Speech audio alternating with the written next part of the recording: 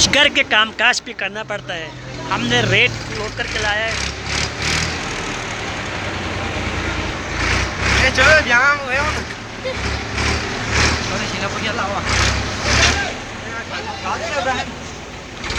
Road में कीचड़ होने की वजह से, पानी जमा होने की वजह से इसको सूखने के लिए रेत लगा रहा है। सर्दी की वजह से पानी आ गया और पानी जम की वजह से आने जाने में ये रोड मसला हो रहा था।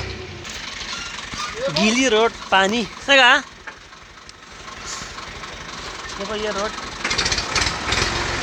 खंडरा बन गए थे।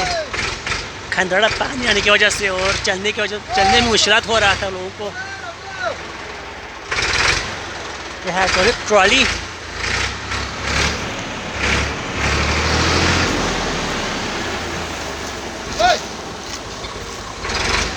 हमारे चैनल को लाइक करें, सब्सक्राइब करें। सर्दी ज़्यादा नहीं है, सर्दी कम है। सर्दियों में ये रोड में पानी आया था जिसकी वजह से ये रोड चलने में आने में कीचड़ की वजह से मसला हो गया था। तो इसको ठीक करने के लिए रेल लगाया। घर के कामकाज, ये हमारे घर के काम भी है। काम करना भी एक बहुत बड़ी अच्छी बात है।